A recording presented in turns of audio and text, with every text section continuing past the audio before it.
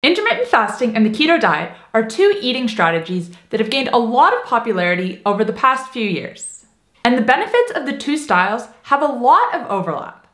Weight loss, consistent energy, better mood, better blood sugar control, improved insulin resistance, to name a few. But should you combine the two? Will combining them lead to better and quicker results? Let's answer those questions in today's video.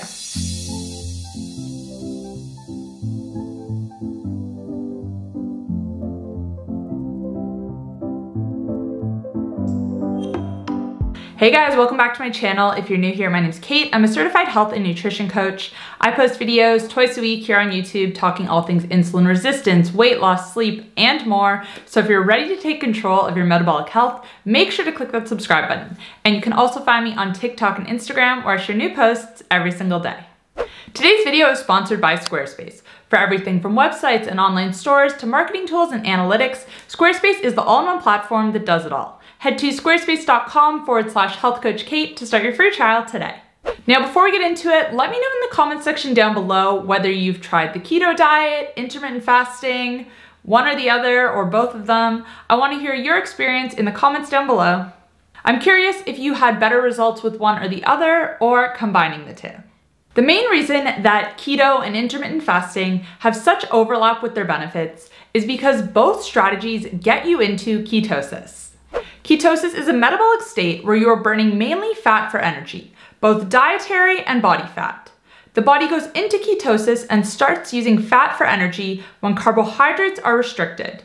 Carbohydrates provide us with a different type of energy, glucose. Glucose is a quick but short-lived energy source because our bodies cannot store much of it. However, when it comes to fat, our bodies can store upwards of 100,000 calories worth of energy as fat as body fat. And if you're overweight, this amount is much, much more. When you are eating a keto diet, you are restricting carbohydrates and you're eating mainly fat and protein. So your body switches to mainly burning fat and you go into ketosis. But another way to get into ketosis is through fasting. Now, when I say fasting, I mean not eating anything for a period of time. Technically, we're all fasting when we're sleeping, but some people fast longer. And when you're fasting, obviously you're not eating anything, so you're not eating any carbohydrates, and you go into ketosis, which is where most of the benefits stem from. So let's talk a little bit more about what fasting is and why it can be a nice addition to the ketogenic diet. Anytime you are not eating throughout the day is known as fasting. From the time you take your last bite of food in the evening to the time you take your first bite the following day is known as your fasting window. Now, when you're in ketosis, a lot of people find it's a lot easier to go in between meals without feeling hungry, without experiencing an energy crash. And this goes back to the fact that you have a lot of stored energy as fat on your body. So when you're burning fat, you can go hours at a time without needing to eat. And this is why a lot of people who are eating a keto diet also practice intermittent fasting. Intermittent fasting, which is sometimes shortened to IF, just means that you have a fasting schedule. A popular variation is 16-8, where you fast for 16 hours a day and then eat all of your calories within an 8-hour window. If you have your last bite of food at 7 p.m. one day, the next day you'll have your first bite of food at 11 a.m. Now, one of the biggest benefits of the keto diet is that it regulates blood sugar and insulin. And this is especially beneficial for anyone with insulin resistance or type 2 diabetes who is trying to reverse it. But keeping blood sugar and insulin stable has other benefits as well. It prevents huge crashes in energy throughout the day. You can go several hours between meals. You're more efficient at burning fat and weight loss is easier. It helps keep your hormones balanced. It can improve your sleep, and it also reduces your disease risk. Fasting has the same effect. Another benefit that you get from fasting that you can also get from the keto diet is an increase in autophagy. Autophagy is when damaged cells in our body are broken down and used to create new healthy cells. The best way to really boost autophagy is through extended fasting. Usually autophagy peaks around 24 to 72 hours. But eating a low-carb ketogenic diet also triggers it. And this is one of the reasons why people eating a keto diet see their inflammation go down. So because the benefits of intermittent fasting and keto are so similar, keto is often said to mimic fasting. I do not think it's necessary to stick to a strict intermittent fasting schedule if you're already eating keto. You don't have to do this in order to get results. But I do find that fasting tends to fall into place naturally, simply because you're less hungry and you can go longer without eating. So instead of sticking to a strict 16/8 schedule, for most people, I recommend just letting fasting come naturally.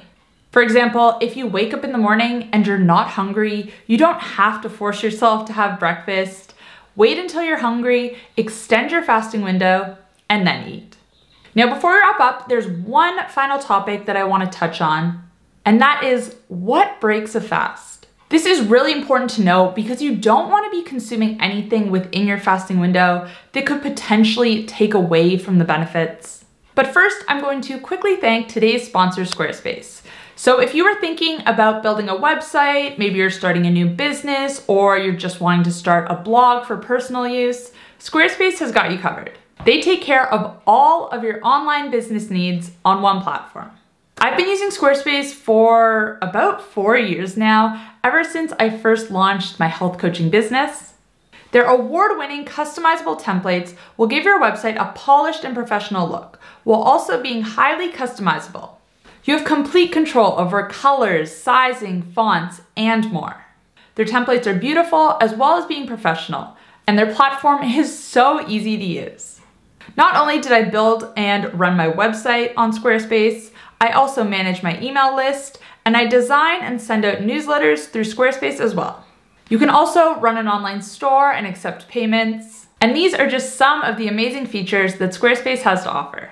Now, if you want to test it out, you can start a free trial by heading to squarespace.com/healthcoachkate. I'll also put the link in the description box down below. And when you test it out, when you love it and you're ready to launch, use code HealthCoachKate to save 10% off your first order. Thank you again to Squarespace for sponsoring this video.